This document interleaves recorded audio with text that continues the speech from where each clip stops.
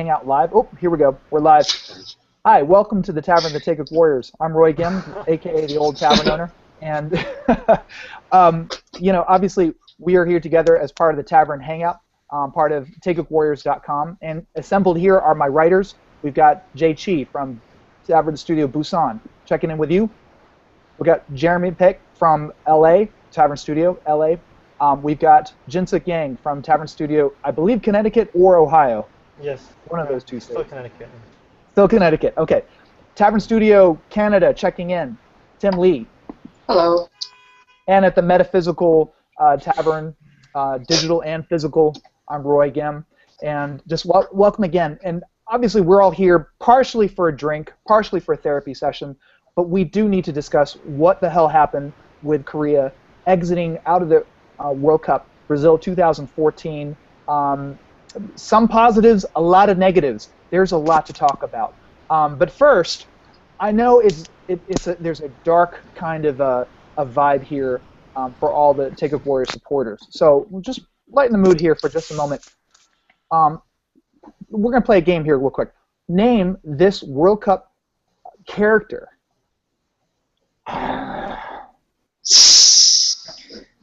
Anybody? Diego Forlan. Oh, it's hard to tell. Diego Forlan? Cavani. Cavani. Godin. Oh, is it not that either? Oh, it's the cannibal. The cannibal, yes. Yeah. Well, no. Actually, it's not. It's Sepp Blatter, FIFA executive for life, attempting to be a vampire so that he can live forever. There we go. Obviously, everyone's heard the ridiculousness of Luis Suarez and his misadventures in Brazil. But we'll move on. That was silly. I do have, before we go to Jay Chi, who's going to take over as host and moderator, I've got a little bit of soju to also be part of this drink session.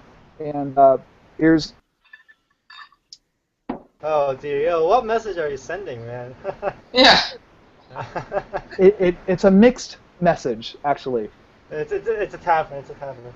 It's a tavern, exactly. Those who can drink, please drink with me, and those who can't, there it is. All right, let's head to Jay Chi, Tavern Studio Busan. I want you to take over here. Let's break it down. Hello, everyone. Roy, are you going to do a commercial for us for your soju advert? Maybe we can get some money. Get some money in and upgrade our... we should. This is Chamisul soju, imported, and it's got the Sai brand. This is Gangnam style soju, the best, at least that Chamisul can distill and put out. So whenever you're in Gangnam or anywhere else in the world, Chamisul soju. How's that for our first tavern ad? We got to make money somehow. Okay. Yeah. Anyway, all right, let's get our show on the road. Enough soju talk. All right, let's just start a little bit more generally and just talk. I know we could go on in a lot of detail about it, but I'd like you all just to kind of summarize your thoughts, impressions on the group stage, Korea's performance as a whole. We'll talk about individual players and the games maybe a little more detail later, but I know sometimes there's something you want to share about the group. So, Jinsuk, since you haven't really gotten to share your thoughts on the tavern since you were doing previews, general thoughts about Korea's group stage performance. General thoughts, huh? Let's see. If I had to describe it, other than bad, I think I didn't expect it, but in hindsight, it was very, very expected, and I think we had too high of expectations for a World Cup campaign that featured 3 different managers in the space of 4 years. I think the biggest problem was obviously the tech. I think there were big problems that I have that I'm going to address in a later post about that. Defense, it was pretty bad. I mean, it's like better than like the usual, right? So I think I don't think it's rational to go full meltdown mode, but it is a lot of concern. It's a cause for concern, and a lot of stuff has to be fixed. All right. And so, yeah, we'll talk about kind of the future and that kind of thing, the meltdown, the post-math stuff in a minute. But, and Jeremy, I thought Jinsuk brought up something interesting in a view I also shared, were you surprised about Korea's group stage performance? Um, I thought that they would. I mean, given the environment that they were in, I mean that they would at least step it up, but didn't happen. So, pretty disappointed about that. All right. And South Korea is a team that's, I think, known for playing a team game, and it just didn't show during the World Cup, and it was really disappointing. All right. And Tim, a lot of people reading stuff on Twitter and articles and on our comments board on the Tavern felt that Group H was certainly an easy group relatively, and that Korea certainly should have at least expected a second place finish. Did you share those thoughts and beliefs about this group? I mean, I thought the group was. I mean, it could have been worse, definitely. We got a pretty nice draw back in December, and I think a lot of people are frustrated because we had a good group, and we could have qualified, not easily, but it was definitely out there, and to mess up like that it's really disappointing. So, I mean, I didn't really. I mean, looking at the results heading up to the World Cup, I didn't really expect it, but at the same time, you kind of, as a fan, sort of do. So, I don't know. I thought we could have qualified from the group, given that position, and Belgium didn't perform as well as we thought, and so did Russia. So, I don't know. I think we could have. So. All right. And so, Roy, that kind of another sort of again what Jinsuk brought up, and something I kind of went on a mini Twitter rant yesterday. If you follow my Twitter, is that should we have expected this more, that Korea would disappoint? Because if we just look back at Tunisia and Ghana right before, we saw the offensive struggles. We saw that individual mistakes can happen, and that this team can get blown away once they go behind, maybe a little mentally weak, heads go down, like against Algeria. So, people seem like they were surprised. Should they have been this surprised, given what we've seen prior to the World Cup?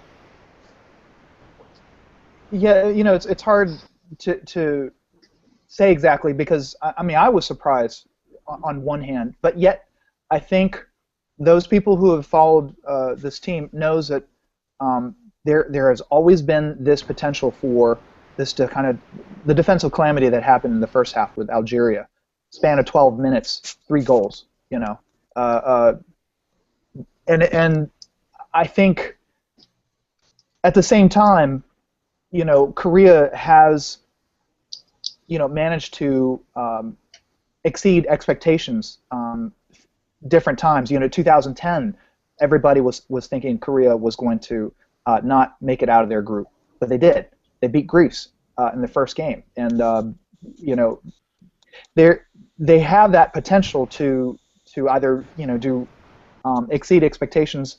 But I think in the back of, like I said, in the back of a lot of our minds, I think that the different liabilities that we have could have been exposed, and we were just so hoping that it would not be exposed in the way it did against Algeria.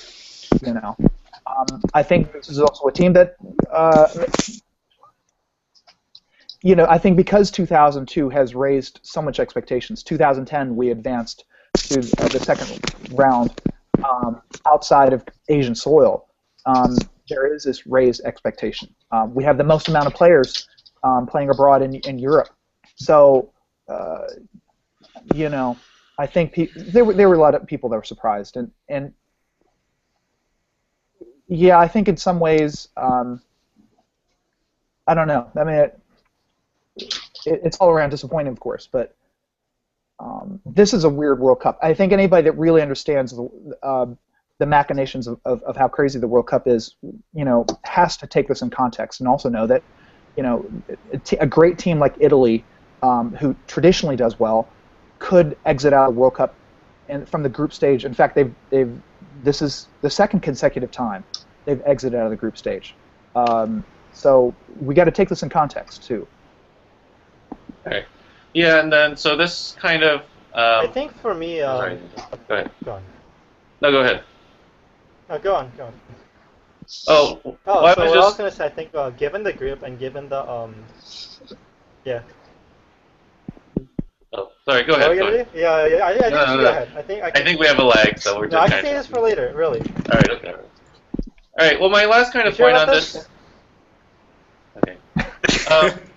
My last kind of point on this thing was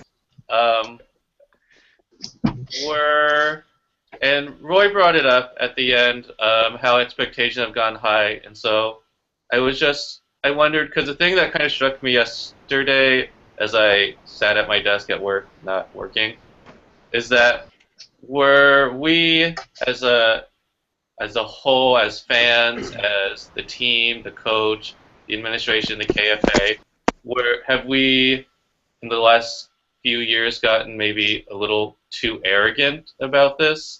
That we've seen Korea's tremendous growth from 2002 to 2010, and that we've kind of forgotten that other teams are getting better too.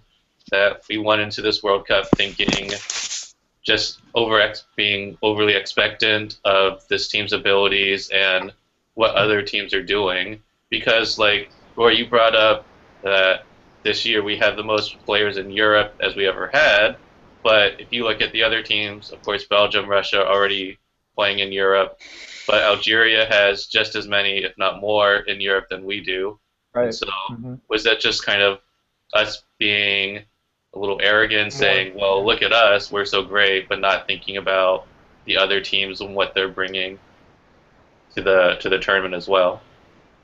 I mean, I think other people might be able to echo this sentiment as well, but on paper, it looked like Algeria historically has underperformed. Has not been an exciting team going forward, but slowly but surely they have amassed, if you will, an alternate France-esque team. A lot of these players could be playing for France, given the close ties between Algeria and France. So I think that snuck up on Korea. So I think arrogance. Yeah, I think there is some arrogance, and I think that does come to play. Korea on paper looked like they would have, when we drew in the group all those months back. Koreans in general were very excited. Here's a chance we have to advance, as runner-ups possibly. No, I mean, we should not have underestimated Algeria as much as some people had warned about that. So I don't know if Jinseok's claiming he did. all right, and, all power to Jinseok, because that's, and we should have had. I think, as a whole, we should have had more of that. All right. Yeah. And, So all right, go ahead. is Roy still talking? Oh, I'm good. No, he's done. Yeah. So what I was gonna say is that so I'm not exactly sure about the other teams getting better part, but the arrogance definitely played a really, really big part. I think, given the group, given Hong Min-bo's success in the Olympics, and given the European contingent that we have and the talent that on paper we have, I think people really did expect that we should have gone out of the group. But there were so many things going wrong, and Hong Min-bo had so little time, and if you think about it, the European players are not even getting consistent playing time all that much, right? So Yeah. in hindsight, you realize that this was going to be a disastrous year. Okay. And so that was kind of my it was kind of mixed in there. Is that, should we have expected this more? Looking back at all the problems that we've had, is this really as big a surprise as people are? But before we go into kind of the details about different players and the future, since we haven't gotten any match reports up or analysis on the last game, let's just spend a few minutes and talk about Belgium, the Belgium game. And Tim, I'm wondering, a lot of people after the game, at least that I that I talked to on Twitter and on the comments board again, were still pretty disappointed, pissed off, angry about the performance against Belgium. They said, well, it's a B team. They went down to 10 men. We didn't score. We lost. It's disgraceful. How did you feel after the Belgium game? Well, I mean, I don't know. I mean, when Belgium went down to 10 men, obviously I kind of expected that the second half should, in theory, be better, even though Belgium would probably sit back more. I don't know. I feel that we were ineffective all around, and I was kind of disappointed. Felt like 4 years wasted, really. Felt like leading up to this World Cup, we didn't do enough. We didn't have enough time to do enough. So yeah, I was disappointed after the Belgium game too. I felt that we didn't play to our potential this World Cup. So it's just an overall feeling of disappointment, really. If I can jump in real quick and respectfully disagree to some degree. Obviously, it looks bad that, like Japan against Greece in their group match, they weren't able to take advantage of Greece having one man down, and it looks embarrassing. But this, Jay, as you mentioned on Twitter yesterday, Belgium B is a strong squad. They did everything right defensively once they had that red card. Korea, for their part, were creating some chances. They were creating some decent chances, first half and second half mixed in there, and some not so good. That in the final third, you could argue then they got it there, and some of the touches just didn't.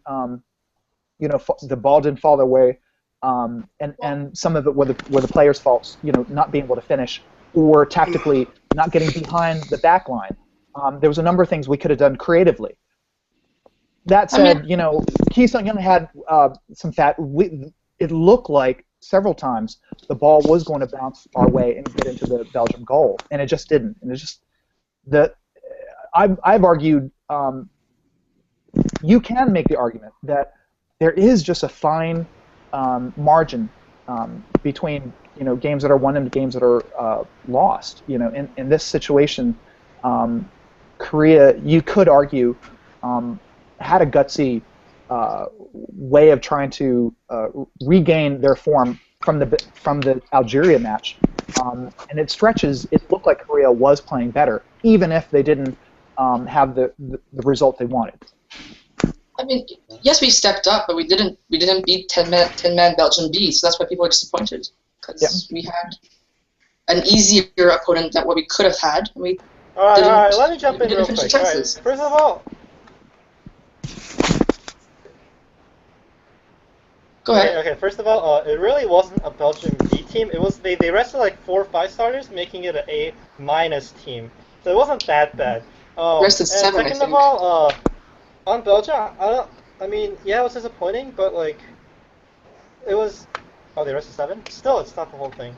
I think the point about Belgium is the one takeaway from that game is that we have literally no attacking creativity. Like, there were no runs, there was no support for the person on the ball. There were no shooting. We literally played like Arsenal / Japan, where you like ping it around the box and you like don't shoot when you can. Like, that was really like frustrating. And there was too much one-man dribbling. Or, like, one person would just go like straight ahead and lose the ball instantly. Yeah, that's it. Okay. Jeremy, do you have anything you want to add about the Belgium game? I mean, I don't know. We just did really bad. I mean, we weren't prepared for this tournament. I mean, it's for the best of the best. I mean, even when Belgium had one guy sent off, I mean, we just couldn't, we had no attacking creativity, and it's just something that we have to work on. we're given 4 years to prepare for the next World Cup, I think. All right. Then, unless someone has anything else they want to add about the group stage more generally, I think we can go ahead and move on and talk a little bit more about individual players and things like that. So, first player I want to talk about, Son Heung-min, probably the player who came out of this with the most, what I call stock up, in terms of how people viewed him.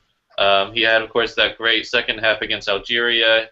He was very explosive. He was driven. He always wanted the ball. He scored a slightly lucky goal, but it was still very well taken. After elimination against Belgium, there were, of course, pictures widely circulated of him, absolutely in tears, inconsolable.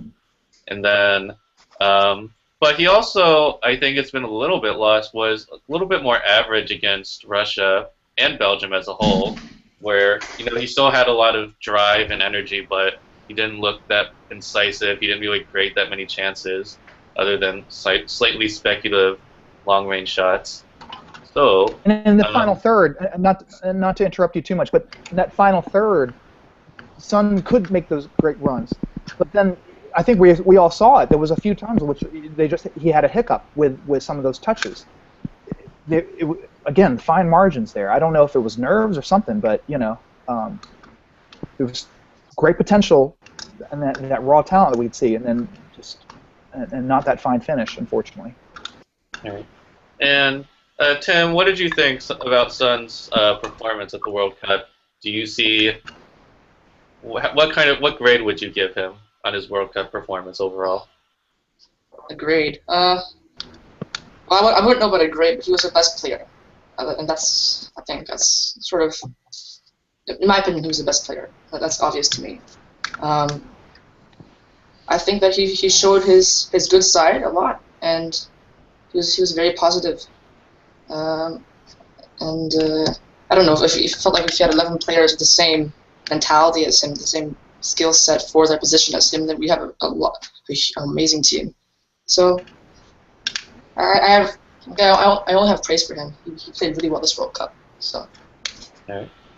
And Jinsuk, I wonder, in the year leading up to the World Cup, when he was asked about Son Heung-min is very, he's just another player. He's part of the team. We don't base our team around any one guy. Do you think going into the future, Heung-min or whoever is the national team coach should build this team more around Son's talent and his style of play? I think that would definitely be more effective. Because as pretty much the only player on the team who can score reliably, although not always the most reliable because he does choke sometimes. But I think it's a perfectly valid strategy. And I think if you do want to center the team around Son Heung-min, you'd have to play like counterattacking like 4-3-3, and I believe like that's the lineup we should be playing right now with the players we have. But that's a discussion for another time. Right. Yeah, and we'll talk about tactics and formations in the future at the end of our little chat here. And Roy or Jeremy, any thoughts on Son Heung-min? Grades, ratings you'd like to give his tournament overall, his debut World Cup? If I can jump. Oh, go ahead, Jeremy. Oh, I thought he performed fantastically. Obviously he couldn't do it alone, but he's really young and he has a couple of more World Cups ahead of him. Obviously, he's not Neymar, but that raw talent that everyone's been talking about, we could definitely see that in the Algeria match, and in the Russia match, we're just gonna have to give it some more time. I think. I thought it was his performance was admirable, and a lot of people were really critical about him on the comment board, but I'm not as critical. I think he did a great job. Yeah, I would second that. Interesting stat. the end of the Algeria match, the second half, you saw there was a comeback, even though obviously we didn't successfully come back. But there was that great, I felt, that Korean ethos of not giving up. You could see that on the pitch. Son Heung-min was part of that drive. And there was not only did he score the first goal, but there was a stat that showed him as having, I believe, 9 successful long dribbles. More than any player in the tournament. That's correct. At that point in time, I don't know if that's been matched or exceeded, but that was a very interesting stat that came out, and that shows, I think, the promise of a young, inexperienced, first-time World Cup player who can only do better from here. And you know, I think it's fair to say we all have great expectations for, and I think are anticipating what he can do in the future for Korea. All right. And so then let's move on to the next player that stock was up after the end of the tournament. That would be, in my opinion, Ki Sung-young. Fairly calm, composed on the ball. He had that very good, solid performance against Russia in the opening game that drew a lot of praise. And then from second half of second half of Algeria and against Belgium, we saw kind of the younger Ki, where he was driving on, pushing forward, getting shots off.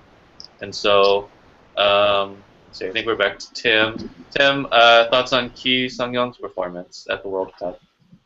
Yeah, I think he had a great World Cup too. Definitely showed. I think he deserves better than Swansea, to be honest. But yeah, I think that moving forward, we should also have high expectations for Ki. I think I was impressed with his shooting. Was also something I didn't see that much in previous games. But I think he had 2 chances that really could have gone in on another day. So, At least he was on target. Yeah, on target too, exactly. Against was it Algeria? That took a small deflection, but it was a great save in the second half. And the other shot that Courtois saved in Belgium in the first half. So yeah, I think that we can expect to see more from Ki. Definitely, I think next World Cup, I think he can become one of our key players. Not to create a pun, but. Oh, and that was accidental. Just if you're interested, we bought our daughter a little commemorative soccer ball that has all the players' signatures on it, and Ki Sung-young does sign his signature with the Ki on it. Oh, nice! Ki Sung-young, 16, the Ki. So, hell yeah! He's bought Where's it. Where's that ball? It's in another room. Maybe I can grab it when one of you are talking later. Yeah. All right. All right, and Jinsok, Tim mentioned Swansea. He will go back to Swansea. It looks like next year, unless someone comes in for him after the World Cup. But I wonder, do you think with him going back to Swansea, I didn't watch Swansea that much this past season since he wasn't there. But do you think we might see Ki shift back into his older kind of club self, a little more reserved than what we saw at the World Cup, or do you think he will kind of continue to push to be a bigger all-round impact? God, I hope not. Because also, you mentioned it at the beginning. He doesn't go to Swansea? I think he should push up to be the bigger all-around more. Because also, you mentioned earlier about like the club situation and the club problems.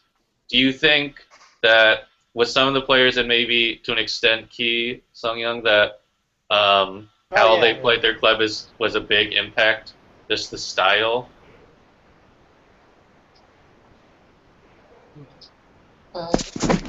Anyone? I think Ki completely shifted it from the more conservative role to the old Ki from the FC Seoul days, right?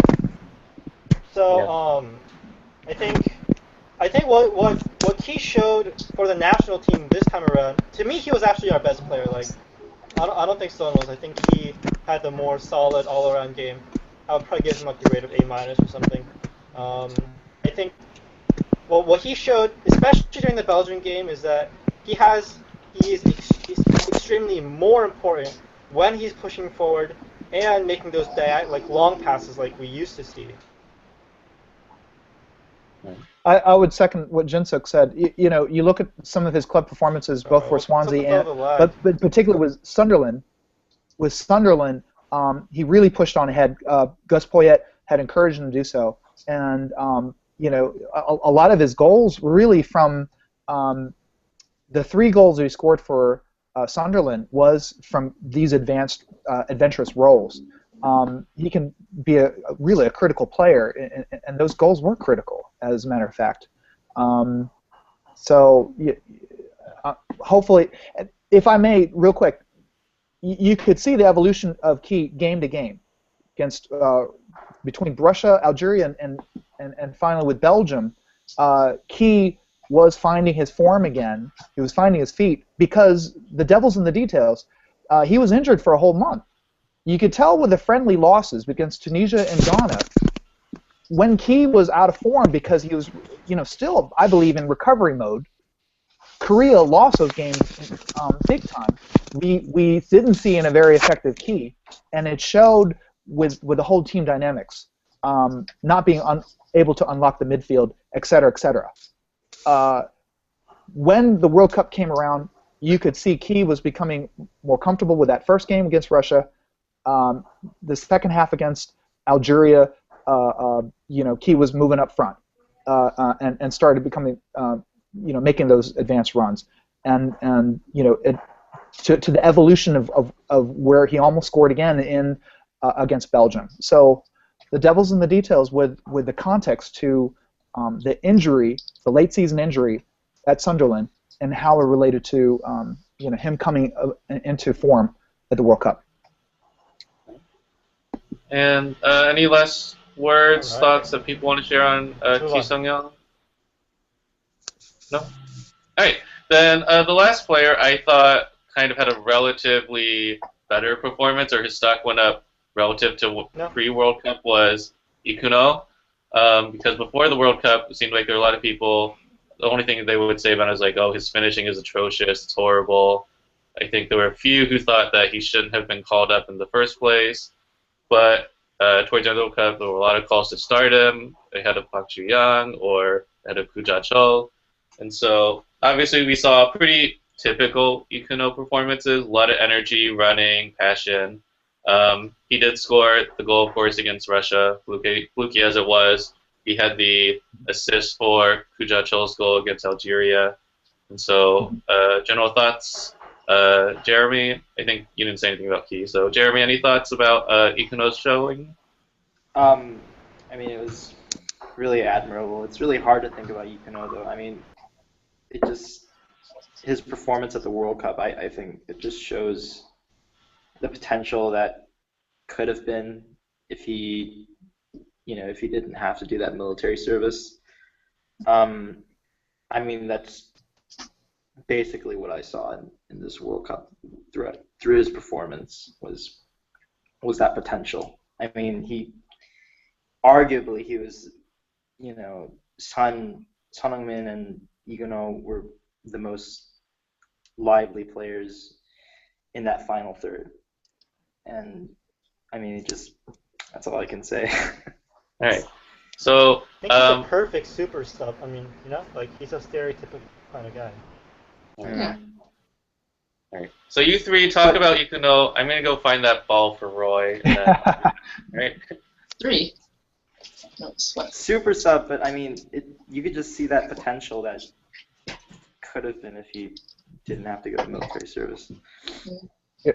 It's a cool narrative when talking about Lee Kyun-ho, and for those in the West that don't know his story, and if they ever did research Lee Kyun-ho and understand, how he, didn't go to Europe but instead stayed in Korea and then had to serve his 2 years military service, which he's almost done with, and to see, if you've tracked his career, you know that he did really well with Ulsan with their getting the Asian Champions League title, winning the MVP of that tournament, and then having go to Sungju Samu, his Yeah. form dropping off in the second tier.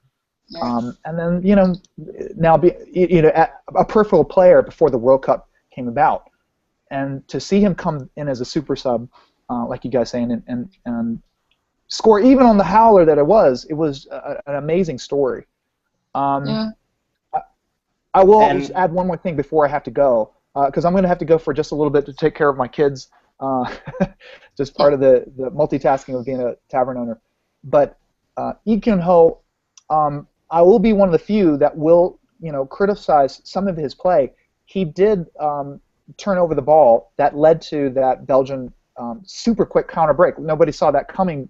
Lee Kyun-ho just turned the ball over real quick. Everybody saw that play, and then, possibly offsides against the Belgian player, but they did score it, and the referee did let it count. You could tell, and that echoes some of what Jeremy was saying. The potential was there for Lee Kyun-ho to be better. I think we could see that if he didn't have to serve and divert so much of his time, to doing the military service. And go ahead. Yeah, that's it.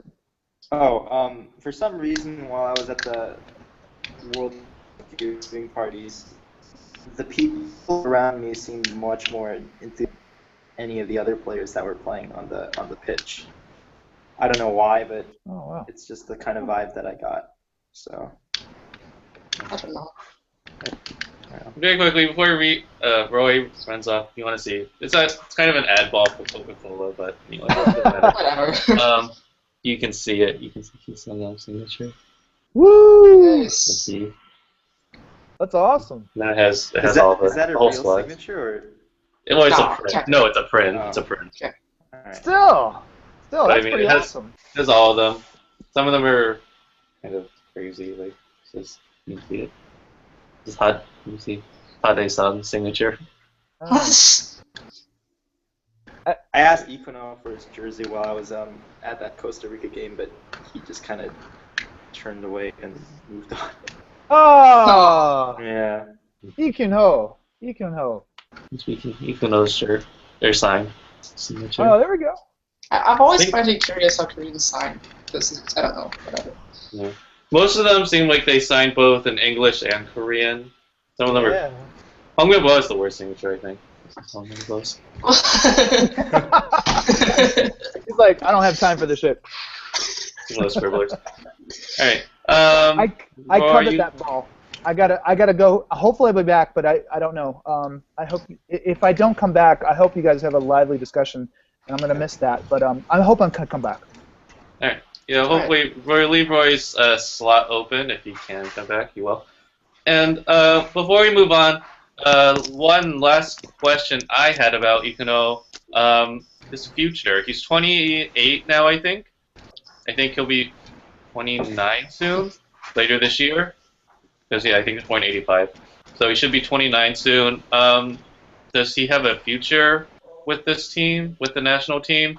Or do you think they'll kind of look to, pardon the slightly harsh expression, do you think they'll call some of the older players like Ikuno and try to bring in more younger players like Nam Tae-hee or Unirock or someone of that ilk? I'll put it this way, Tim, do you think, would you continue to I call think up he has a future Ikuno in the that's on the future? merit of his performances. I lied. We didn't catch that. What? Oh, sorry. Well, basically, Tim, would you call up, do you think Ikuno should be called up like for the next friendly or the Asian Cup next year? Or do you think he should be kind of moved on in favor of, because by the next World Cup he'd be 32, so he probably wouldn't feature in it. Do you think he should be moved on in favor of growing and blooding the younger players who probably will feature in 2018? Or think his experience I don't know. would be valuable? I don't know. I mean, I might see him get one of the spots for the Asian Cup, but after that, I really don't. I call him up for the Asian Cup, but after that, I'm not sure. I don't think he has to feature for the national team after that, or at least I don't think he shouldn't if he wants to bring in the younger players. I think he's gonna be one of those transition. I don't know, like those transition players that kind of like he might start into this 4-year cycle, but I don't think he's gonna make it to the qualification campaign. So, but I don't know. This is my opinion. All right. Anyone else want to share anything about Ikuno? Oh, I have one last question about him. Just one-word answers. What's his best position? Where would you play him? As a striker, was the support striker, attacking midfielder, or wide midfielder? Just go around the horn. Jinsuk, what do you think? His best position? Where do you play him? Ikuno. Wide. Wide. All right. Jeremy, where would you put? Wide. Wide. Definitely wide. Wide. Yeah, wide. Wide. Okay. Oh. All right. And just looking at the time, we're going a little long with this because we're only about a third of the way through in 40 minutes. So we'll speed it up a little bit. I didn't think any other players came out of this World Cup with their stock up besides those three. So let's move down to a few players whose stock probably went down a little bit. And so unless someone... Kim Seung-gyu. All right, Kim Seung-gyu maybe. Okay. But Maybe. all right. I thought his stock was pretty much the same as when he went in, personally. All right, but anyway. Kim Seung-gyu, yes. Kim Seung-gyu did get he has gotten a lot of praise for his showing against Belgium. Anyway. And the Korean press has signaled him out as one of the better performers. But, all right, stock down. To keep it a little faster, maybe we'll just ask one person about each player. And unless if someone else has something they must say about him, this player, then you can jump in. But otherwise, of course, for this player, I have to talk to Jinsuk. Park Ju-young, two pretty average showings, I thought. You know, he had some moments, some good flicks, some passes, but no goals, no shots. So, A, were you surprised by his performance? And B, do you think his slightly subpar showings were, you know, his lack of form, or that he was just so isolated up top with, you know, basically Kuja Chul being pretty poor and Lee Chung-young also being a little inconsistent? Of course. Yeah. I had a feeling this one would come to me because I have defended him in the past. I had very, very, very defended him during the Russia. I thought he was fine during the Russia game, and then everything went to hell. So as for your questions, I think he was very isolated. That's very true. But it's also him. I think it's a combination of both. I think because one, he didn't get any service, especially versus Algeria, and two, his touches weren't the best either. Okay. So, I mean, he could have done much better, and I think it's unless he strictly finds playing time, he needs to be dropped. All right. Okay. Fair enough. Okay. Tim, Jeremy, anything you want to say about Park Ju-young? Yeah. It was abysmal. That's all I've got to say. It was bad. Nice. I mean, abysmal. okay. Yeah. I mean, the first game was okay, but I mean, the rest. I mean, you can't be a one-top striker and not take a single shot. I mean, but what Jinsuk said is very true too. So. I think it's the last time we're going to see Park That's not the Ji-young in problem. national team. Jinsuk, you want to defend him again? Oh, here we go. No. All right. Let's move on. I think Next. it's almost like we should. Not right now. No, it's the legs there, but whatever. Yes, viewers, we have a small lag with Jinsuk, but that's okay. It's almost like. All right, we let's should move on. Let's move on. talk All right, about moving on. this. I'm moving us on. Next player, surprisingly, Lee Chung-young, not a great World Cup, and Let's move on. Yeah. all right, yeah, Lee Chung-young, not a great World Cup. Like I said, Jinsuk has a little lag, so 5-10 seconds behind us. All right, Lee Chung-young, not a great World Cup, very inconsistent, some poor touches. Sorry. Like Park Ju-young, he had his moments. He had a few nice runs where he showed, his dribbling ability to turn defenders inside out, but not very incisive in terms of his passing. And of course, we all know about his struggles finishing. So, Tim, what do you think about Lee Chung-young? Well, you first, kinda said it. do you agree that his performances were fairly poor for him by his Yeah, standard? it was. I sort of expected more from Lee Chung Young. Like even during Ghana and Tunisia, I thought like he was one of our better players, definitely. Um, it was disappointing. He was, like you said, he was inconsistent. He wasn't threatening. I mean, if you compare him to Son's definitely the better. So I mean, it was disappointing, but so was the whole team. So All right. And Tim, or no, sorry, not Tim. Jeremy or Jinsuk, do you have anything So much you for a want to add? transfer. Transfer? Do you think he'll transfer after that World Cup? Or do you think people will be turned off on it? No, I think he's gonna stay with Bolton. I hate Tom Miller. What? I think he's staying at Bolton too. So. Okay. But I mean, But it's like the whole team was so bad. It's just like it's really hard to single out Lee Chung Young and Park Ji Young. It's just I don't know. Maybe they didn't perform up to their what they could have done because the whole team played like shit. You know. Yeah. That's just how I feel. All right. All right. Well, and we still have a few more players on this list, so we're not just those two. All right.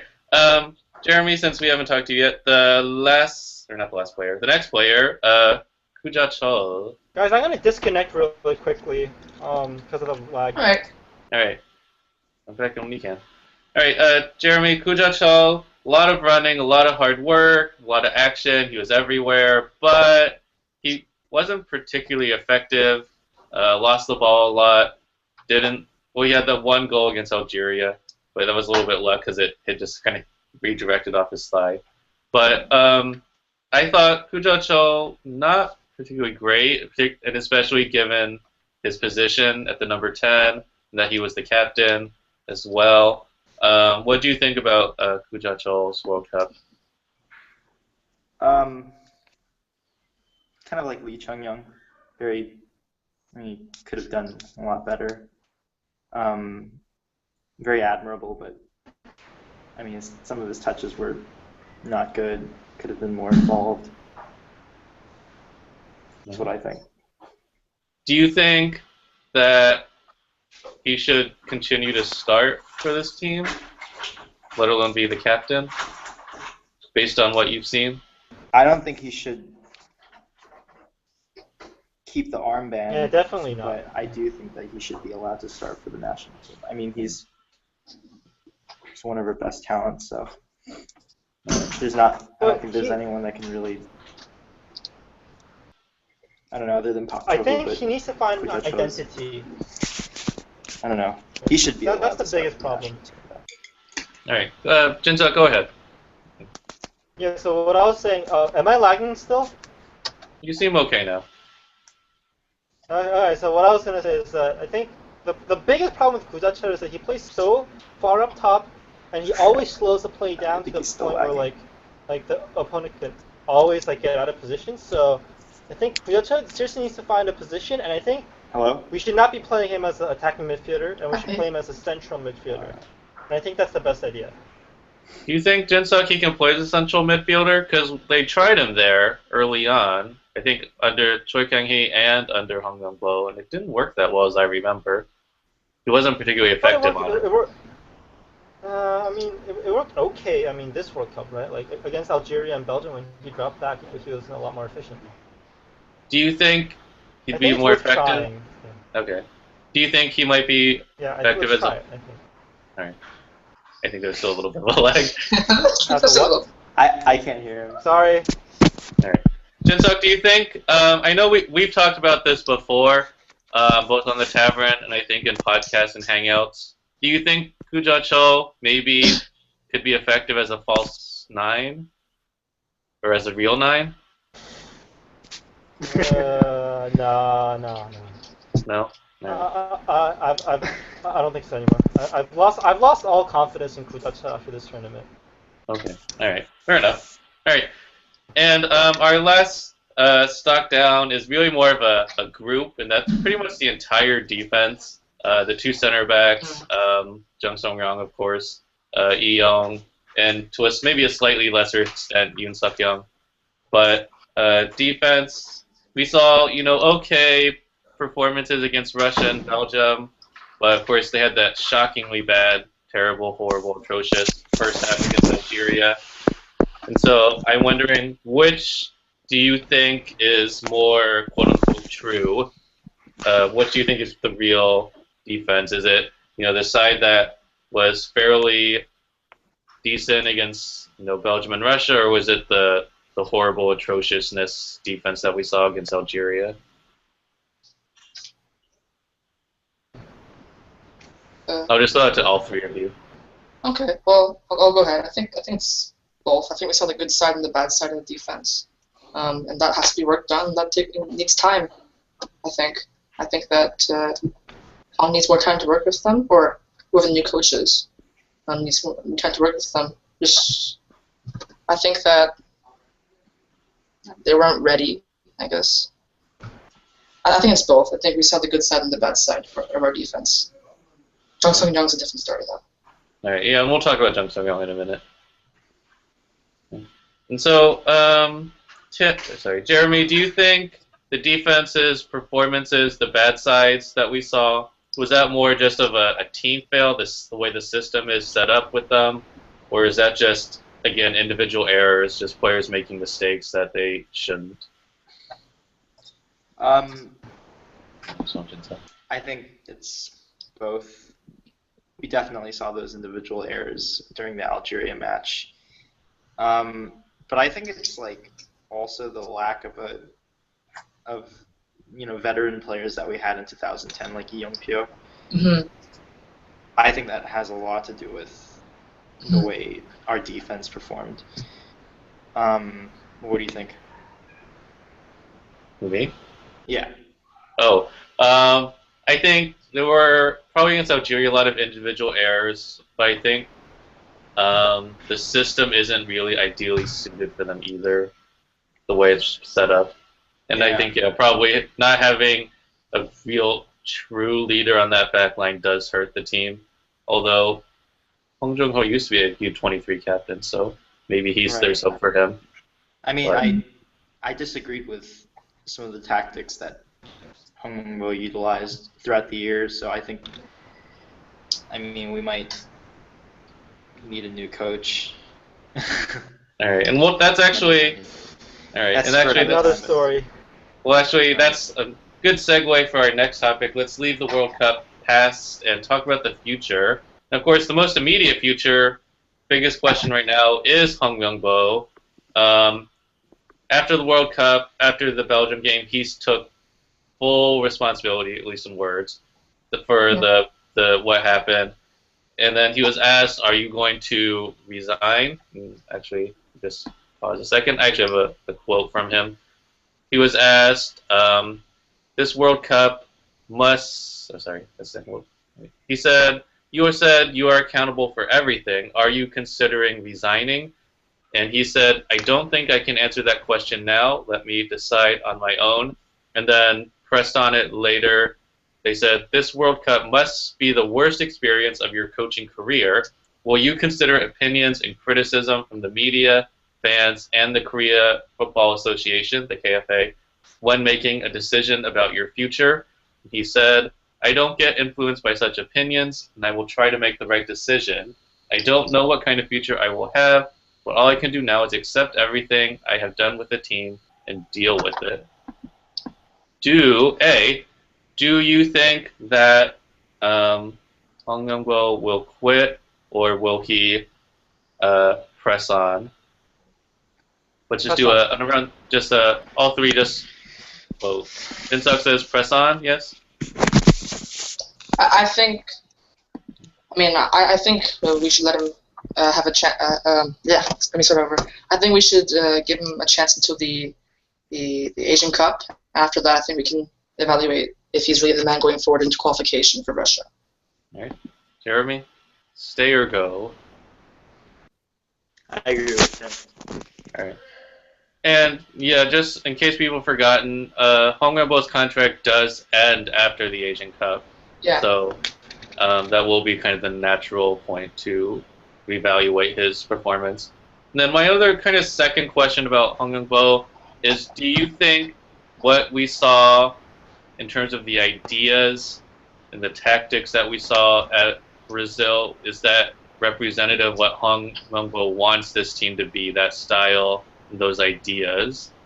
Or do you think it's just he wants it to be, he has other ideas, but in the limited time he had with this team, that was the best he could do, or what he thought would be the best for this team?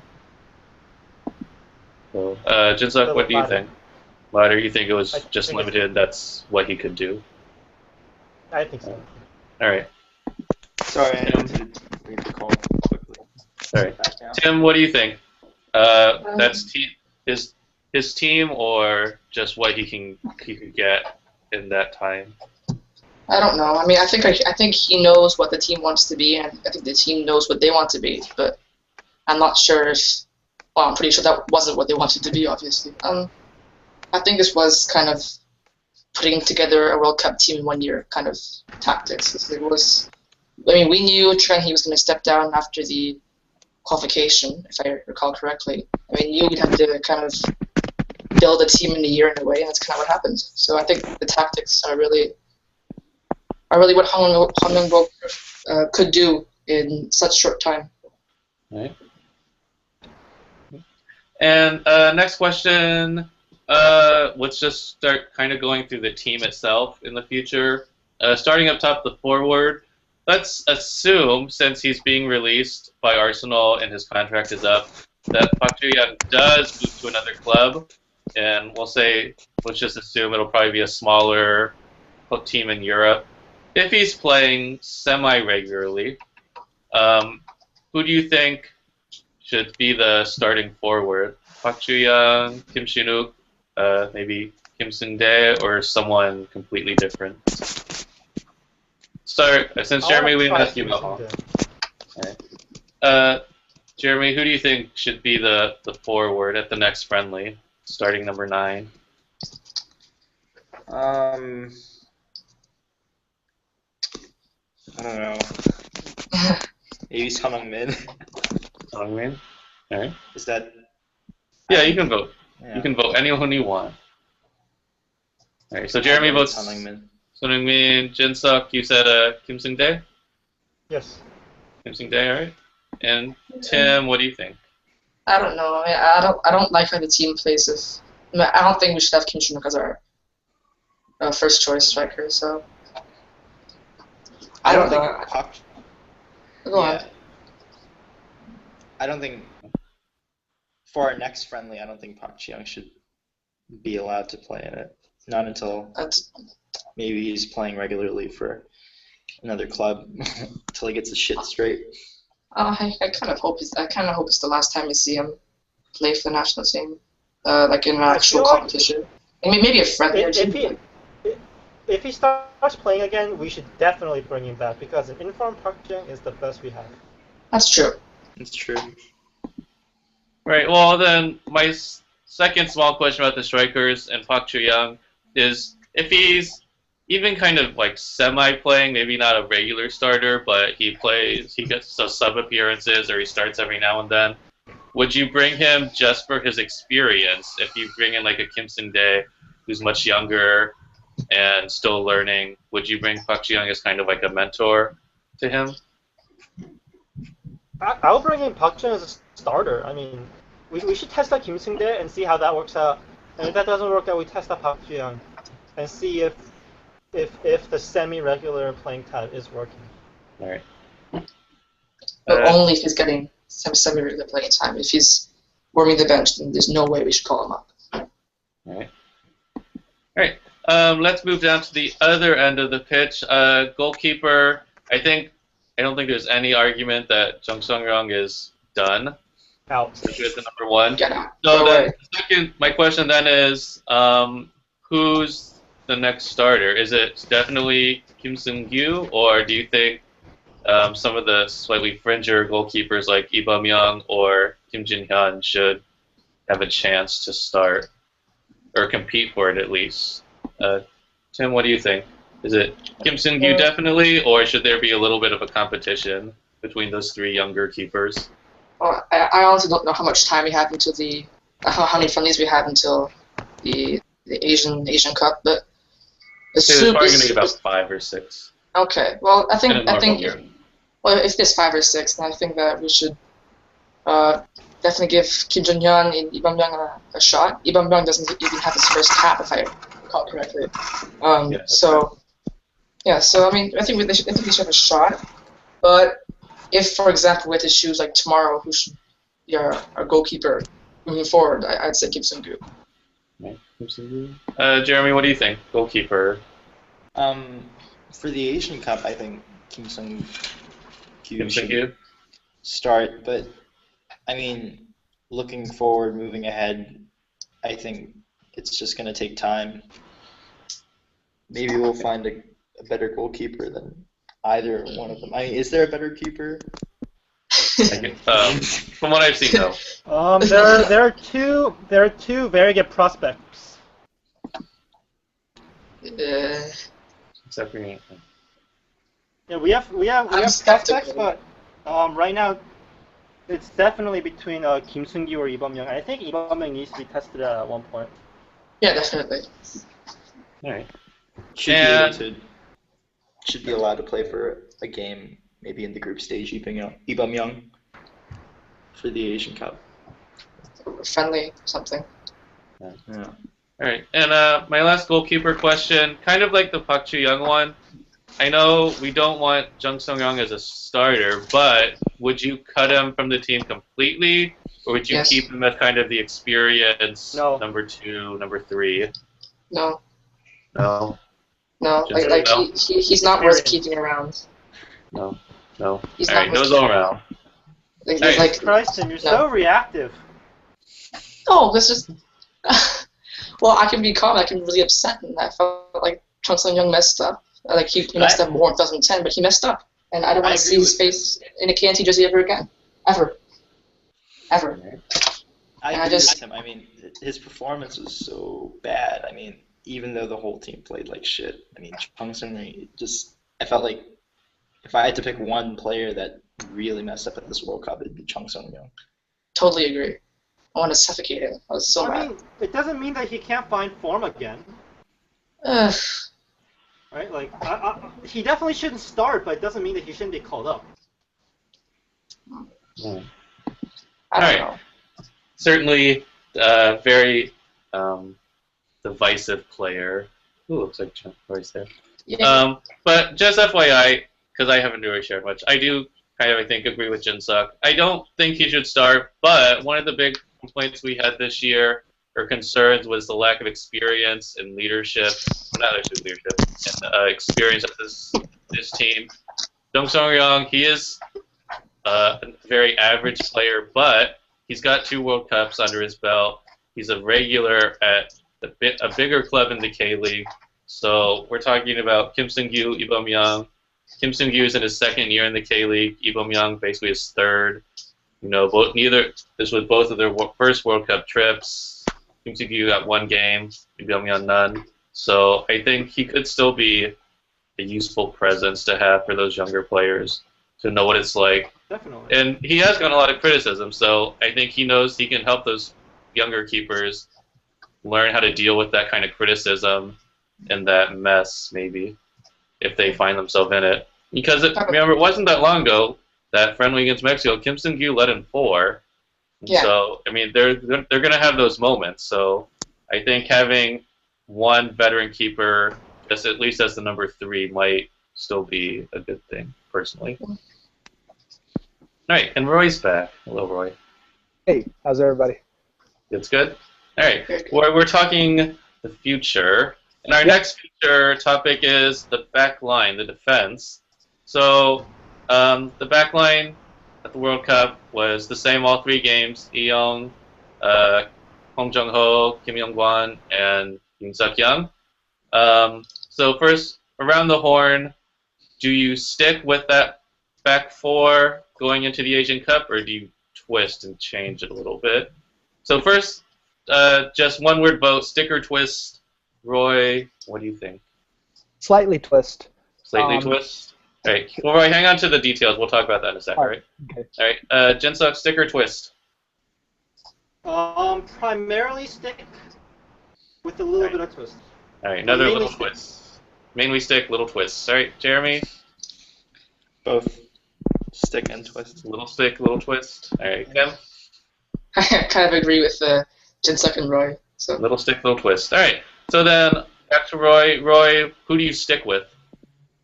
And who do you twist? Definitely Hong Jung-ho, Kim Young-kwan, Lee Young. You know, he's so disappointing. Anyways, I'll move on from him. But we have a plethora of people in left back, obviously, with Yoon Suk Young, Park Ju Ho, and then now the new Hoffenheim player, Kim Jin Soo. I guess it depends on which game. You have to forgive me on my ignorance. I forget which game. Is it the Asian games that are coming up sooner? Yes. Asian Asian games. games are September, October. And that's the one that the Asian Gold provides military exemption. Yes, it does. Kim Jin Soo, does he not have it? Will play. No, he does not, but he Doesn't- should feature. doesn't. Neither does He'll Park Ju Ho. definitely get called up. he's Okay. U23, Yeah, so definitely. And Park Ju Ho could be the overage player to get military exemption. That's the twist, I In guess. theory. All right. So, Roy, your back four for the Asian Cup in January, February would look like what? Virtually the same. Again, left back interchanging between Park Ju Ho and Kim Jin Soo. The right back is the biggest question mark. I don't know if there's anybody other than Lee Young, but if there's nobody else, then Lee Young, All right. Okay. and hope that he Jinsuk. improves. All right, Jinsuk, you're stick and twists. Who do you sticking with? Who do you twist? Alright, so I have a couple of ideas. If I were home member right now, the first thing I would try out is because we obviously have no depth at RB, so we could pull like a Sergio Ramos kind of thing where we stick with a Yoon Suk-yeol, Kim Young-won, Hong Seok-ho, Hong Jung-ho at right back. That's the first thing I would try. Second thing I would try is keep the Kim Young-won, Hong Jung-ho pairing. Which, by the way, I'm a little skeptical about that. After Algeria match, they don't seem to work together as well as we expected. Anyway, I would have tried. My second option would be Yoon Suk-yeol, Kim Young-won, Hong Jung-ho, Kim Jin-soo at right back as he used to play for the U20s. And at the same time, we would bleed in. We would like fast track players like Chang Hyun-soo, Yeon Jae-min, Song Ju-hoon, like from the U20 age group onto the can team. Interesting idea. I'm gonna have to cut off early. Sorry, guys. All right. Sorry, Jeremy. I'll talk to you guys later, though. All right. Thanks for hanging out, Thanks for Jeremy. joining us. Thanks for having me. All right. Yeah. All right. Tim, then your defensive changes and sticks. Yeah, I didn't hear Jinsuk's ideas because I had to leave for a sec. But I mean, I'm not familiar with not that many defenders in the K League, so like other than Young, obviously. So I guess sort of what Roy said. All right. And Jinsuk, going back to your idea for a second, you would put Hong Jung-ho at right back?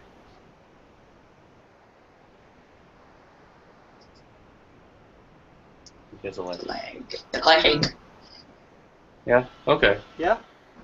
Sorry, I'm lagging Oh, again. sorry. For your idea, Okay. would you put Hong Start. Jung-ho? Okay, we're good now. We're good. Jinsuk, you would put Hong Jung-ho at right back and Hwang Seok-ho and Kim Young-kwan in the center? Yeah, Okay. that's what I would try. Alright. Okay. So it sounds like... I mean, maybe. That's an Maybe. option. I mean, I would try it out. Alternatively, Hwang Seok-ho can go right. Yeah. Yeah. That's what I was thinking, because for Sanfrecce, he usually plays right back, doesn't he? Yeah. No idea.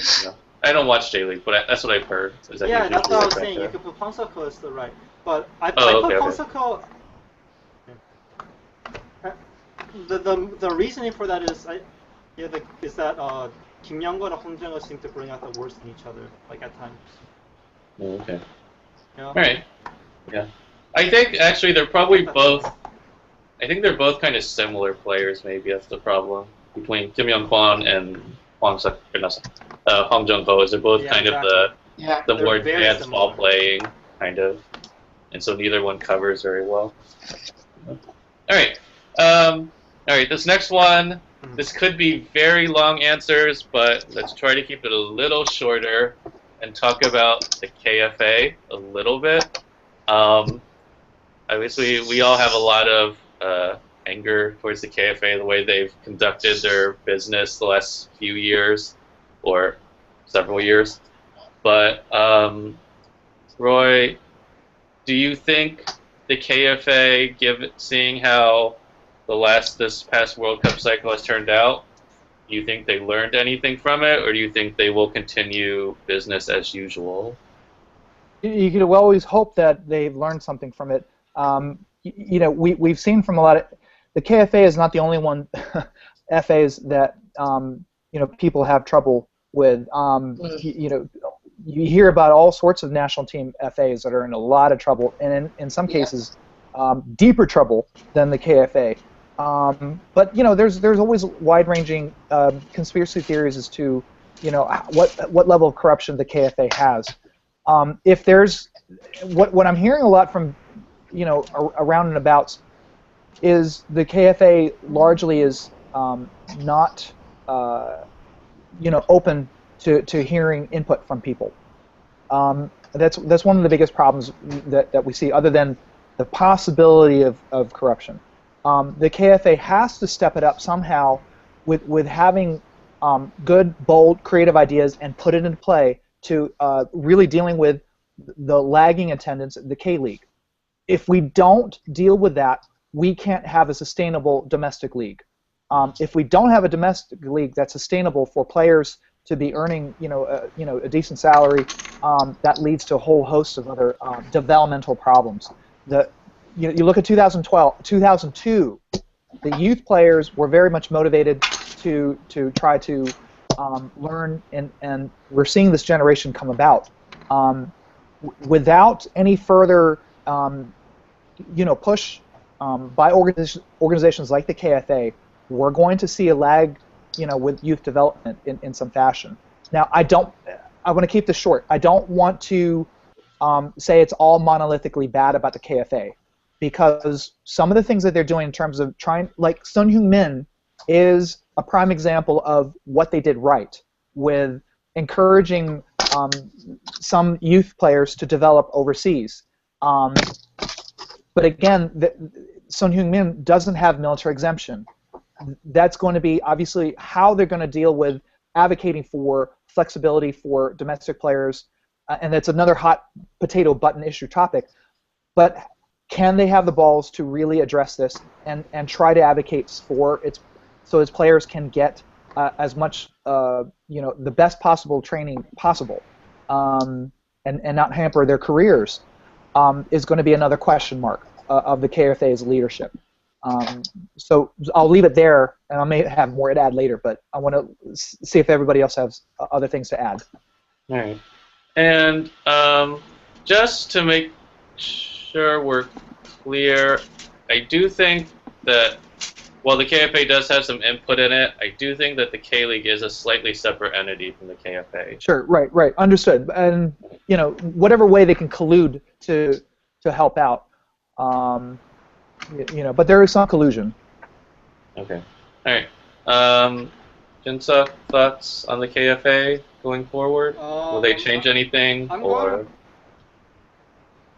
going to pass on this one because I feel like, other than like grassroots changes and not hiring and firing at will, like I don't know enough about the KFA's role. All right. Well, let me ask you that about the hiring and firing. Do you think if Hong says he wants to continue, do you think the KFA might intervene and say no and do the chopping and changing? Given Hong's position and like renown, I don't think so. If Hong wants to stay, he'll stay. But if he starts to get really bad results, he will go. Okay. Yeah. All right. Tim, anything you want to say about the KFA? Well, there's lots I could say, but no, I just wish that they choose a manager and stick with it. and we messed up in 2010 because we had 3 different managers for one World Cup campaign, and we knew that Chang Hee was going to step down after the qualifications. I think he mentioned that. Yet we still basically said, go ahead, do that, and we'll scramble to find a manager and build a team in the year for the World Cup. And that's what happened, and that's why we got. Well, that's a big reason why we got this disappointing result, because Hong Myung-bo didn't have enough time. The quality was there, in my opinion, but Hong Myung-bo did not have enough time. And so for 2018, we need to make sure that the new manager, whoever it is, has to have enough time to prepare for Russia.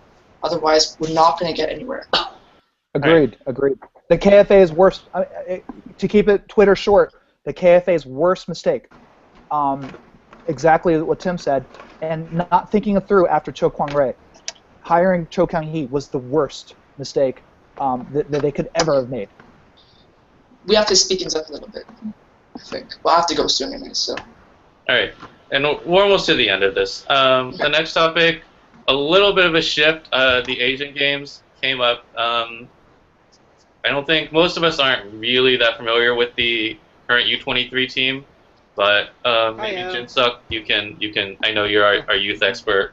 Do you see any real promising U23 players that might make the step up to the senior team? Because when I looked at the roster, it looked underwhelming to me when I looked at it. It is actually very underwhelming. So this is the thing about our current youth system right now. The U20 team is amazing. The U19 team is pretty amazing. The U23 is not by any means. I think so. I think apart from like Kim Jin-soo, Son Heung-min, and maybe the keeper, not even that. That's about it. It has very little depth. All right. So Substitute the U23 squad that's going into the Asia Games with the U19 and U20 players? As far as I know, no. They'll go I'm pretty sure that. Go ahead. Not with U19. No. Not with U19. No. Definitely not. Well, I was just 22, 21. I was just looking at the call-ups for the Kuwait friendly back at the start of June. I saw a 19-year-old Seo Myung-won who plays for Daejeon, which is why I'm a little bit familiar with him. So, but I'm not sure he's old enough for that level. Yeah. Wait. Are you telling me Seo Myung-won was called up for Kuwait? He was called not for Kuwait, but against Kuwait. Yeah. Really? Well, I don't know. That's just what it says. So then that sounds like there could be some flexibility with But he's too young. completely defined as U23.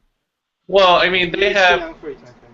I mean, the rule-wise, you can call up anyone I think that's born after the date for the tournament that fits the age bracket. But yeah, but it's extremely rare that they do it beyond a couple years. Like for the Asian Games, I wouldn't expect to see any like U19, U18 players, but no way. I don't think so. You could see like a U21 maybe or U22. I think but most of them will make it is Ryu Seung-woo, maybe Moon Chang-jin, possibly Yeon Jae-min from. I think Ryu Seung-woo and Moon Chang-jin will probably make it, but I don't know about the rest. All right, and then we kind of talked about this last Google Hangout. Which 3 overage players would you bring into the Asian Games squad, assuming their clubs agreed to release them for that tournament? Roy, who would you bring up into it? On my list, Juho. If he's going to serve in the Korean military unless he gets per exemption. So we'll see if mine is able to release. The other 2, he also has already has military exemption. It's hard to say. Maybe Kuja Chol use a little more. Could use a little more playing time. Roy, we're getting a little bit of a garble on your end again. Okay, I'm sorry. We're almost done though, so. Pak Juho, maybe Kuja doesn't need it because he doesn't need military action, but add a little bit extra playing time.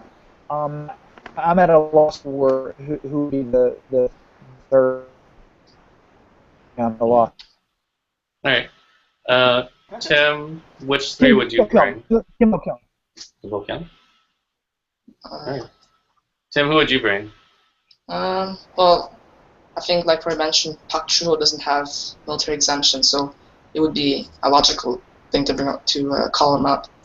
As for the other two, I guess it depends on the where the squad needs more depth or where the squad needs a more experienced player, and if the club chooses to release them even. So I'm not sure if like for example a player like Lee Chung Young would be released because he's pretty important to Bolton. So that's just an example. I honestly don't know. Right. Jinsuk, since you are in the know. Yeah, Jinsuk. So this generation is known for having extremely bad strikers, and that's why I am 90% sure Kim Shin-wook will make it. Because also the coach said that World Cup will come from the World Cup squad. I don't know why he said that, but it will. So another place where we could use depth is GK, I think. So Kim Seung-gyu, I think, is the suspected. So right now, I think the consensus is Kim Shin-wook and Kim Seung-gyu for almost certain. As for the third spot, I don't know. I've heard Lee Young thrown around because there's no real RB. But I would personally take Hong Jung-ho. All right. If I was in, because we don't need any depth in attacking midfield spots. Right? No, because he missed the Olympics. Ah, okay. Yeah, definitely Hong Jung-ho. Yeah. All right. We're stacked in attacking midfield. That's we need something otherwise. Okay. All right. So, but I like what Jinsuk says. We can pull Sun and get them out of the cave. No. All right. All right. But so it sounds like the slightly unfortunate player then might be Hong Kook-young, who also doesn't have military exemption. He might miss out on that for this time at least. Yeah. Okay. Yeah, he might. All right. All right. So then, the last thing about the Asian Games before we move on to the last topic, is this tournament important? Should people watch it? Yes. Oh, yes. Yeah. Oh yeah. Oh yeah. Yes. Definitely. The military exemption is crucial. I can't say that enough. I sound like a record, but it allows players' careers to be the best they can be in the test tube of Europe. The best of the best go to Europe. So, well, I was speaking more as important in terms of seeing possibly up-and-coming players, because obviously the military exemption is very important as to make the tournament. But I meant, should people tune in to watch it so they can see, some of the brighter, even though we've already said it's not a great squad, but some of the younger talent that could be coming through over the next years. Well, yeah. I mean, why not? All right. All right. And so let's try to at least keep this to an hour and a half. Yeah. Go ahead, Roy. Sorry. Park Ji-sung, if I may add, was very much unknown, for the 2002 World Cup. So he's getting, yeah, seeing some of the players be able to surprise people, and I mean, who surprised the hell out of me. I didn't know who he was until last summer's U20 World Cup. So these tournaments are great test tube chances for these players to shine and rise above. Roy, your garbling's really badly. It's really hard to understand you. Really badly. It's terrible. I just have a bad connection. Okay. Roy, what you might need to do is send, if you want to share something, send a message and we'll speak for you. All right. You can use the chat, Roy.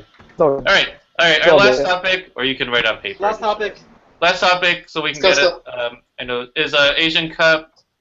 I know it's still several months away, but so let's just do it this way. Asian Cup, your starting 11 for the Asian Cup off the top of your head. Okay. Tim, throw us 11 names for the Asian Cup. Kim Seung-gyu, definitely in goal. Back four, let's see. Hong Jung-ho, Kim Young-won, Yun Suk Hyung, and like, I guess Young. I mean, I really don't think we're gonna see a huge change from the World Cup. I mean, maybe a change in formation, but other than that, I don't see a huge change. So, All right. So then your midfield would be well, 구자철, 기성용, 정영, Son definitely, and imagine let's just say we're going to a 4-2-3-1. I don't know, Kim Bo-kyung. I'm really not sure. As for the one top striker, that formation, I guess it would be Kim Shin-woo. all right. I don't know. I really don't know. Okay. All right. Jinsuk, your 11 for the Asian Cup that you would do right now. This is really hard because there's so many variables I can think of. I was actually like thinking in my head like what could possibly happen. There are like so many variables that I think it's very hard to put up a starting 11 right now. But if I agree. everything worked I know, just perfectly based on- in our favor, if everything worked out perfectly in an ideal world, I would do Kim Seung-gyu, Yoon Suk-young, Hong Jung-ho, Kim Young-won, Kim Jin-soo, and then a 4-3-3. 기성용, 한국영, 구자철, 손흥민, 김승대, 이창용. All right. Roy, is your mic so bad? Roy's. Probably, but I just sent some. Yeah, it's bad. It's bad. It's bad. Oh, All right. So Roy similar says. to New roster. message. All right. Okay. Roy says similar to World Cup roster, except add Ryu Seung-woo, Kim Jin-soo, maybe Yu Seung-woo. Why not? Yanazai is really young. Okay. Fast track. Fast track him. All right. Even though he's still in juvenile, or what will he be next year? Cadet? No, juvenile. I don't know. I'm not familiar. They say juvenile. It's supposed to be juvenile B. Juvenile B. But I thought he was. juvenile A Juvenile B. is. No. I don't know. Anyway, Ryu Seung-woo. Why not? Lee Seung-woo. All right. All right. So last question, then we'll call it because Tim also says he has to go soon. Asian Cup expectations. Do you expect Win. any kind of performance from them? Win. Win. Jinsuk wants to Win. win. Tim. Well, who doesn't want to win? But yeah, I guess so. I mean, at least the finals. At least the finals. Finals. Roy. Beat Japan. Beat Japan. All right. Well, I'd love to beat Japan, but Beat Japan. That's really the number one thing. Is what Roy Yes. says. All right. All right. So we went over a lot today, but of course, I know Jinsuk has a post he wants to put up about more in depth. I'm sure Tim will do so too. Roy, I'm sure will also. I might if I feel like it. But all right. Anyway, I guess since Roy's camera looks like it's kind of poor and his internet quality's bad. And though Roy says number one thing. Oh, Prandelli hire. If fire Hong Kong. If fire him, Prandelli.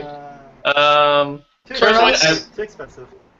yeah, I think he'd be too expensive. Personally, I'm a huge fan of Cesare Prandelli. He's a really classy guy. He plays a nice brand of football, but I can't see him being interested in the Korea job unless they offered him so much money for it. And knowing the KFA, they're not going to put that kind of cash out there. oh, and I know people on the site were wondering about Guinness, Seno Guinness. No Guinness. That's what should have happened. Yeah, I know. We should have but had it didn't. Daniel Gunas. All right. Yes, Italian managers did do quite poorly. Roy's writing messages, and he says all Italian managers had just one win between them. And yeah, Capello, Prandelli, Zaccaroni, and Prandelli got the one win over England. But yeah. Anyway, maybe we could get Alright. more from the Chinese. No look this way. All right. Anyway, let's go ahead. It's 8:30. We've got an hour and a half, or 8:30 here. We've been on an hour and a half, talked over a whole lot of stuff. So I think we should probably end our hangout here. And last words, Jinsuk, anything you want to say before you head out? I'm good. Jinsuk's good. Okay. Tim, any last words before you have to go? Well, the KFA won't hear this, but I'm telling them, don't mess this one up. Don't mess this cycle up. All right. I can't withstand KFA. a World Cup like this. Don't mess this up. Right. KFA, don't screw it up. Roy says, consolation, Korea doesn't have a Ghana/Cameroon meltdown. Oh, And that is true. So far, media has been fairly calm here about Korea's bad performance. They've actually been pretty good, actually, about it. They've taken it very in stride, strangely. Yeah. We'll see when they come back. When they come back, they're supposed to come back on Monday, so we'll see what happens then. Tomatoes, no. All right. Roy, anything, All right. any last typed words you want us to share for you? Garble words you want to say? One moment. Roy is typing, I think. One moment. We don't have a Balotelli. That's true, we do not have a Balotelli. For good and for bad. And we don't have a Suarez. That's good. We don't have a Cannibal. That's good. I don't know, whatever.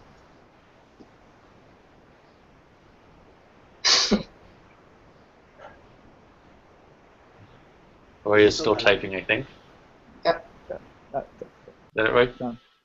Alright, Roy's done. Alright, so then, thank you everyone who joined in to watch live. Thank you everyone who takes the time to watch later on the tavern or on the YouTube page. Roy's going to have some more soju. Tim off somewhere, Nice. probably not drinking soju. Hopefully And, not. I don't know what Jim Suck's going to do. Jim Suck might do anything. Alright, well, anyway, thanks all for joining. Until next time. I don't know when the next friendly is. I think it's September, I think. Yeah, probably. I think September. George. Yeah, I know sometime in September. Asian Games also in September for those U10E3 players, and that vital military exemption. So. Oh, guys. So the AFC Jim. U16 Championship and the AFC U19 Championship is in September and October, so look forward to that. All right. Lisa So. and they'll all be there. Alright, Nice. so lots to look forward to in September. Lots of cool stuff, youth teams, watch it. Because, yeah, those youth teams, the U20, U16s, U18s, those have a lot of attacking talent in it. And if you are depressed after the poor attacking qualities put on display in the Brazil, that might make you a little happier. But no goalkeepers, sorry. No. Well, maybe, who knows, Roman should be goalkeepers. called up. All right. Maybe one. Alright, anyway. Let's call it a day. Thanks for watching.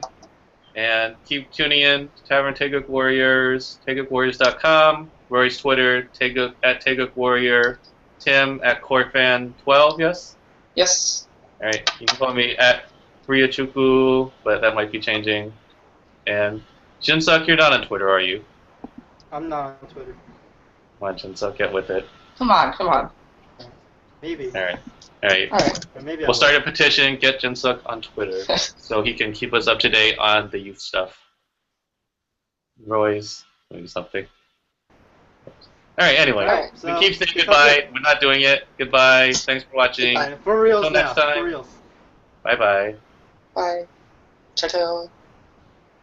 Nah.